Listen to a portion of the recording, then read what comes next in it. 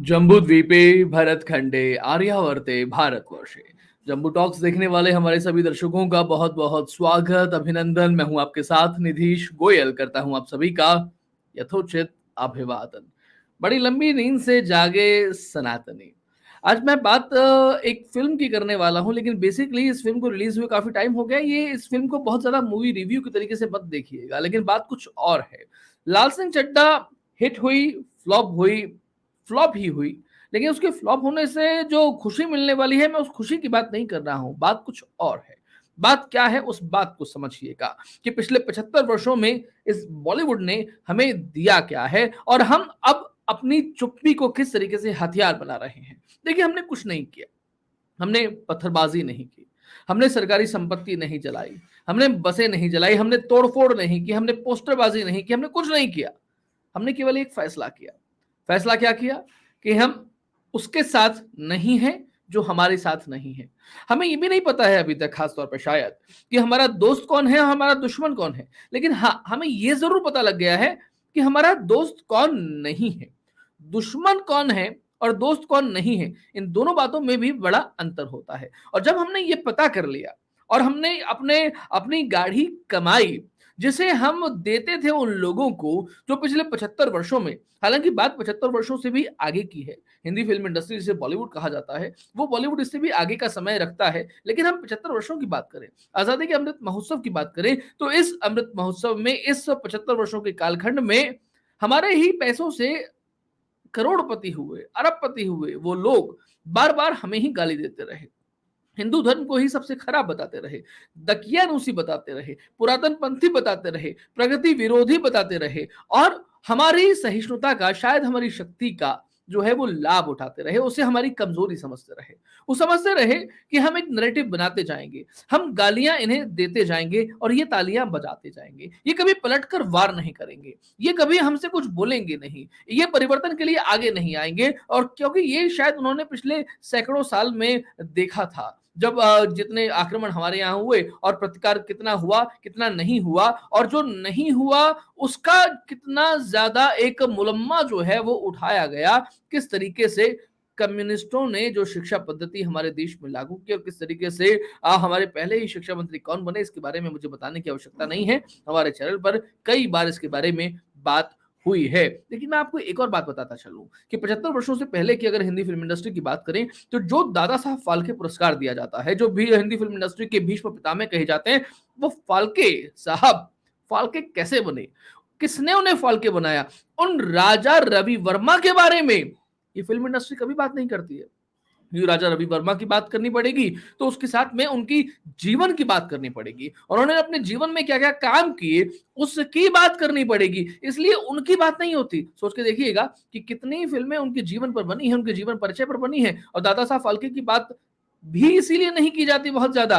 पुरस्कार जरूर एक चला के रख दिया गया है। इसलिए मैं कह रहा हूं कि लाल सिंह चड्ढा फिल्म के फ्लॉप होने की खुशी की बात नहीं है। खुशी की बात यह है कि सनातनी जो है अब एक लंबी नींद से जाग गए हैं। उन्हें किसी जाम्बवंत ने जगा दिया है। एक तंत्रा जो है, लंबी तंत्रा, वो अब टूट गई है। एक सपने से हम बाहर आ गए हैं, और सपना जो देख रहे थे, उस सपना को जगाने के लिए, उस सपने से हटाने के लिए, देखिए, हमें हमेशा बताया गया कि मंदिर में पूजा करने से दंगे होते हैं। चेहरे पर, मस्तक पर त्रिपुंड लगाए हुए इस तरीके के फिल्म अभिनेता हमारे सामने आया करते थे, जो बताते थे कि किस तरीके से एक हिंदू जो है वो कभी वैश्य होता है, तो फिर वो एक साहूकार होता है, तो किस तरीके से लोगों को दबाता है, उनका दमन करता है।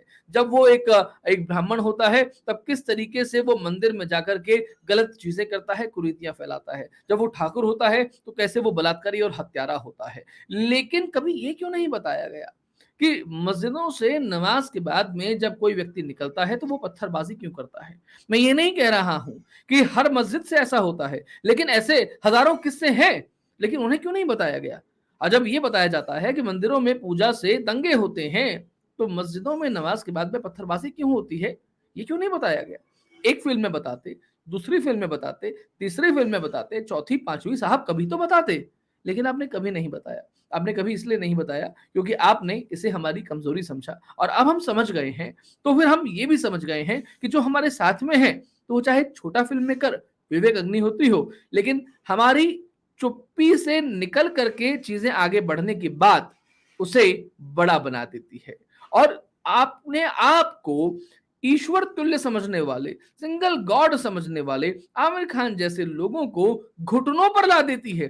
केवल हैशटैग बॉयकॉट लाल सिंह चड्ढा, चुप्पी ये काम कर देती है। यानी कि हमें नकारना जो है वो आ गया है, हमें ज्यादा कुछ करने की जरूरत भी नहीं है। हमें अपनी चुप्पी को हथियार बनाने की आवश्यकता है, और शायद उस चुप्पी को हथियार बनाना हम अब थोड़ा सीख गए हैं। कौन गलत है और कौन सही है, क्या हमारे लिए सही है, क्या हमारे लिए सही नहीं है, ये हमें अगर समझ में आ गया है तो हमारे लिए बहुत बेहतर तरीके से काम जो है वो अब होने वाला है।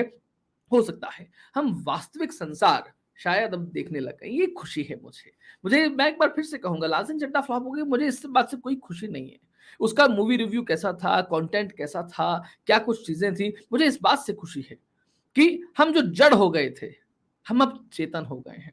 वो व्यक्ति जब ये कहता है कि अगर किसी एक व्यक्ति ने कोई गलत किया तो इस फिल्म को बनाने में कितने लोग लगते हैं, सैकड़ों लोग लगते हैं, सैकड़ों लोगों के परिवार होते हैं, उन सब की एक मेहनत लगती है, उस मेहनत को आप जाया मत कीजिए। तो हम भी तो केवल इतना ही कहते हैं कि जिस भारत प्रेम की आप बात करते हैं, उस भारत प्रेम को आप कभी फिल्मों में दिखाइए तो सही, अपने काम में दिखाइए तो सही। आपका नरेटिव केवल हिंदू धर्म को कटघरे में खड़े करने के लिए ही क्यों चलता है? आप हमेशा केवल हिंदू धर्म को ही गलत क्यों बताते हैं? उनकी सारी चीजें गलत क्यों दिखाई जाती हैं, क्यों बताई जाती हैं? हमने कुछ नहीं किया, हमने तो केवल चुप्पी रखी और चुप्पी के साथ में हैशटैग कर दिया और उस चुप्पी को जरा सामाजिक आंदोलन में परिणित कर दिया। हमने हल्ला तो मचाया ही नहीं और आप घुटनों पर आ जाते हैं। आप जोर जोर से चिल्लाने वाले नसरुद्दीन शाह, आमिर खान जैसे लोग जब ये कहते हैं कि उन्हें भारत में रहने से डर लगता है, हमारी चुप्पी से आपके आंखों से आंसू निकलने लगते हैं, कैमरे के सामने आप अश्रु गंगा जो है वो बहाने लगते हैं। ये परिवर्तन आया है और इस परिवर्तन की खुशी जो है ये हमें अब लग रही है। देखिए, मैंने एक पहले वाले वीडियो में कहा था, इससे पहले जो एक राजनीतिक वीडियो बनाया था, जिसमें मैंने कहा था जनता जनार्दन है, और ये कहा था कि भारतीय राजनीति में शतरंज का सबसे माहिर खिलाड़ी है तो वो भारतीय मतदाता है। और एक फिल्म भी आई थी, उसका गाना भी था कि ये पब्लिक है, ये सब जानती है। तो जो जनता जनार्दन है ना, उस जनता जनार्दन के साथ में, जनार्दन का मतलब समझते हैं ना, उसके साथ में फरेब मत कीजिएगा, उसके साथ में धोखा मत कीजिएगा। और अगर आप धोखा करेंगे तो जो इस बार आपके साथ में हुआ है ये लगातार आपके साथ में होगा। हम अपनी गाढ़ी कमाई देकर के ऐसी फिल्मों को देखने क्यों जाएं? हमारे पास में मनोरंजन की कोई कमी नहीं है, और मनोरंजन की तो अब अपच हो रही है। एक दौर वो भी हुआ करता था, आप सोचिएगा अंताक्षरी खेलने के लिए बैठिएगा, आपको कौन से गाने याद आते हैं? और अगर वो गाने याद आते हैं जो कभी आप चित्रहार में देखा करते थे या रंगोली में देखा करते थे, तो आज वो गाने कहाँ चले गए हैं? और अगर कहीं चले गए हैं तो उन्हें लौटा करके ले आइए। लौट आएंगे वो दिन जो प्यारे प्यारे थे, लेकिन प्यारे प्यारे दिनों को लौटने के लिए अपने मस्तिष्क को जरा खोलना होगा। जिस जड़ और चेतन की मैं बात कर रहा था, उस चैतन्यता को वापस लाना होगा, और उसके बाद में ये लाल सिंह चड्ढा वाले बहुत ज्यादा लाल हो जाएंगे। और उस लाल करने के लिए हमें केवल चुप्पी को हथियार बनाना है, कुछ और नहीं करना है। मैं शत्रुबोध और मित्रबोध की भी खास बात नहीं कर रहा, लेकिन इस बात को इतना तो समझ जाइए कि कौन हमारा दोस्त नहीं है, ये पहचान जाना ये अपने आप में बहुत महत्वपूर्ण है। खैर, आज के कार्यक्रम में इतना ही। हमारी कार्यक्रम आपको कैसा लगा, अपनी टिप्पणियों के माध्यम से हमें जरूर बताइएगा। वीडियो को लाइक करें, शेयर करें, चैनल को सब्सक्राइब करें। आपको लगता है देश और धर्म के लिए हम कुछ अच्छा काम कर रहे हैं तो हमें सहयोग धर्मांश पत्रम पुष्पम के माध्यम से जरूर कीजिएगा। सनातनियों की एक चुप्पी ने न जाने कितनों की नींद उड़ा दी है, और बहुत सारी नींदें अभी और उड़ने वाली हैं। जय हिंद, जय भारत, नमस्ते, वंदे मातरम।